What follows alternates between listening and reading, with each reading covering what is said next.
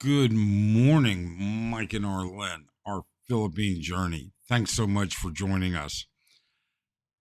34-month backlog oversupply of condos in the metro Manila area.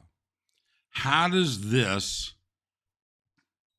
give a prediction of what's coming down the line? How does it impact you? Does it mean it's a good time to buy because it's going to be a fire sale? Is it a bad time? You know what? I think it's a lot more complicated than that, but let's talk about it. Why'd you have to go? I guess this world's too slow for you. I think there's beauty in the gray, the cold, but you just want the gold. And there's no way I can beat it, cause I got no chance, no chance when it comes to her. She got the glitter and the fame, and I just wasn't enough. Okay, so 34 months. Let's just bring this up. This came out the other day. Now, let's see how that works. All right. So 34 months backlog, oversupply. This is horrible for the condo market. Now, we could go into a whole lot of reasons as why it exists. Okay. We can blame it on the POGO exodus. We can blame it on high interest rates. We can blame it on all kinds of things. But it doesn't matter. It's nothing that you and I can do about it at all. However, it is simply, that doesn't work the way I want it to work. Okay.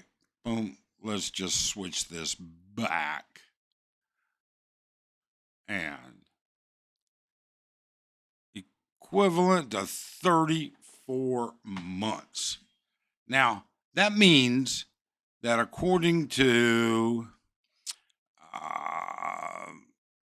LP Consultancy, which is actually a very large property, both commercial and residential consultant company here in the Philippines, that means that the average time a unit is going to sit for sale, waiting on a buyer and closing, is 34 months.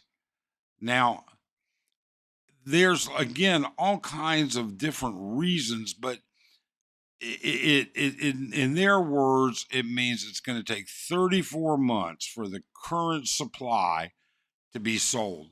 But the Philippines is still building. Is now the right time? I mean, if it's that bad, are they going to go on sale? Are the prices going to be reduced? Possibly. There might be bargains to be had. People ask us, hey, Mike, would you buy a condo right now? And my answer to that is simple. It all depends. All right. Now, let me give you an idea of when it might be a good time to buy. But there's a lot of reasons it would be a bad time. But for instance, our unit. Now, Philippine condos are small. They are shoeboxes. As far as I'm concerned, our unit is small. We have 2 bedrooms, 2 bath, and it's 120 square meters. And to me, that's small. But it's a little bit above average, actually, for here in the Philippines. So when we decided to buy this condo, it was through, quite frankly, a fire sale. All right. So if you know what real estate, REIT, real estate trusts are, you would be surprised how many real estate or REITs pre-purchase. They buy at the pre-sale, pre-construction pricing, and they know they've got to sit on them for 2.5, 3 years. but they're only putting down very minimal amounts of money. And so their return on investment, because they're going to flip it at the 3-year period, is great. Used to be, not so much. We bought our condo, for less than the pre-construction price. In other words, we're in our unit. We added upgrades to our unit when we bought it. We did everything that we thought we wanted to do. There are a couple things, obviously, we would have done different now. But that being said, we were in under pre-construction pricing. So right now, we're still ahead of the game, but not for long, and certainly not as much as you think. So here's some things you need to think about before you buy a condo. Are you buying a condo for an investment, or are you buying it to live in? Those are two totally different directions, and you need to recognize that. If there's an oversupply, because there's a large number of condos becoming available on a monthly basis, thousands of condos will become finished and up for sale in the next 6 months. That's just going to add to the backlog, to the oversupply. How are you going to flip that? Keep in mind, your buyers, the people you're going to sell to, if that's what you want to do, all right, those people are fewer and fewer and less Filipinos. You know, it's easy, very easy for builders to do pre-construction financing in-house for a down payment. And there are big scams in that. Trust me, you'll have different payments at different stages. And by the time you get to that completion date and the balloon payment is due, you've already paid 20-30% of the price. And now you have to come up with that balloon payment, and you don't have a buyer. You're going to walk away from. There are 2 large YouTubers that have defaulted on their condo loans and gone into foreclosure in the past 12 months. Okay. I'm not going to go into who or what. It's not necessary, but it's true. Very, very true.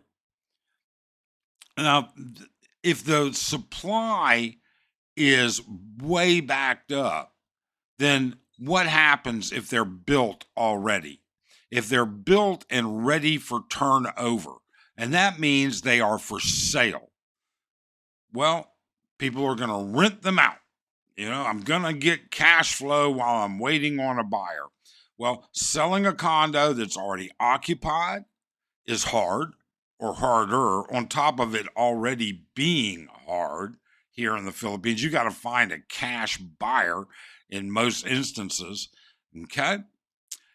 Also, the problem with this is that rents are going to become much more competitive, much cheaper. What you were paying 45,000, 55,000 pesos for a year ago,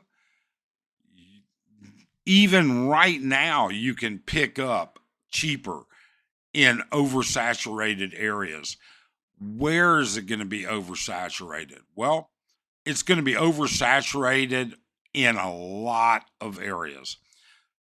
Number 2, condos are not luxury. I mean, they are luxury items as far as the Philippines is concerned. It is just too much. There's too many. They're not built with enough quality. There are all kinds of reasons not to buy a condo. Not when you can rent as cheap as you can. And let's face it, people say, well, if I'm renting, I'm just throwing money away.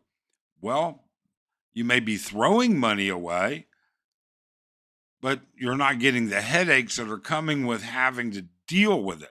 Now, if you're in a financial position where the money is not an issue, number one. Number two, you can sit on it for as long as you need to. Number three, it's actually something you're going to live in. Okay, maybe it makes sense, but you need to get down with a piece of paper and a pencil and a calculator and figure out your return on investment. And is it worthwhile? I mean, what happens if you buy a condo in BGC and then you decide, I would rather have a view of the ocean than a view of the metro skyline? I'm going to move to Cebu. Well, if you own it, what are you going to do with it? You're going to put it up for rent? Join the other tens of thousands of units available for rent. Not just condos. When you're renting, you're competing against homes. You're competing against apartment complexes. You're competing against other condos. All right. And then let's bring in this final straw here. And that is, what are your obligations when you're selling and renting? Now, going to get a lot of shit about this, but guess what? When you're renting, you're supposed to be collecting taxes on your rental. And those taxes are supposed to be going out when you're renting your property. And this is not like those of people that will argue YouTube, it's an American channel. No, you're no longer, you're providing a product. And when you provide a product in the Philippines, you have to charge tax for it in most cases. And real estate is one of them. Number two, all right, capital gains. When you sell your unit, in theory, now a lot of people reverse it. A lot of people make the buyer they include the capital gains cost that they're going to have to give. All right. And then don't confuse it with a U.S. capital gains or Australian capital gains. It's not the difference between what you paid and what you get. It is the sale price is a capital gain. You're going to pay 6% capital gains. Then you're going to pay the realtor another 5 to 7%, depending on what kind of deal you can get. And then you're going to take your discount of what you had to negotiate it down. Condos are just overpriced in the Philippines right now. They really and truly are. You're not getting value for your money in most instances. Now, in some, there are circumstances, like I said, would we buy another condo? Well, it depends. We own a house in the province. We own a condo here in Angeles City. Would we buy another condo and use it as a rental property? It would just depend. Somebody would have to be desperate to sell. Somebody would have to be willing to pay their own capital gains. They'd have to be willing to build in the capital gains payment into the sale price if they can't pay it themselves. So the price is going to have to get lowered. All right. It's going to have the amenities that we would look for. It's going to have all of the different things that go along with it. And it's going to have to be dirt effing cheap. All right. It's that simple. And what sells? You know something? Selling 2-bedroom condos is much more difficult than selling studios. The supply of studios for rental is more desirable for those people that are in the rental business. That's one of the things that happens. 1 bedrooms, a little bit better. 2 bedrooms, worse. Okay? Now, with all of those things being said, they track, the LPC tracks monthly, quarterly, So, the number of units suddenly shot up. The availability of units suddenly shot up. Means they were re-released. And so it's not just units that are just now being built, it's also units that fell out already. You would be so surprised to see how many units were people put down payments, and then it's time for that balloon payment. They can't make it, they're foreclosed on, and boom, it's now back on the market. Who made money? The developers made money. That's who made money. Um, it's just crazy. Right now, it's just the wrong time. Now, is this going to have an impact on rents? Yes, it will have an impact on rents. For people that think rents are going to stay steady, they're wrong. There are going to be companies that are invested in these things that have no choice but to sit on them, and they are going to sit there and they are going to take half of what they normally took just to have some cash coming in. They have an obligation to the shareholders, to the owners of the company, whatever, in order to make those things happen. Real estate investment trusts will run or they will hold, one or the other. And when they hold, they don't care. 100 pesos a month is better than 0 pesos a month. Honestly, um, you know, I urge you to be very, very, very careful. Okay. Um, there's just no way around it. This is the wrong time to buy, and it's going to filter way out of just Manila. We're going to see this across the board in the Philippines. Now, there will be pockets, there will be areas. There's always going to be the desirability, um, the comfort zones of certain peoples, but as a whole, in general, okay, it's going to get worse, and it's going to get worse much faster than it's going to get better. So I'll put the link below to this article so you can get a much further, deeper read if you'd like. Other words, and otherwise, what about you? How about you tell us, what do you think? How do you feel about the condo market? Is it even wise to do so? Because it is far more limited than you think. What kind of questions about the condo market, your rights as a condo owner, your abilities, would you have? Put them in the comments below. We'll try and answer them. Some of them are going to be variable, obviously, but put them in the comments below. Otherwise, we love that you drop by. We wish you'd subscribe. Please hit that thumbs up and have an incredibly great day.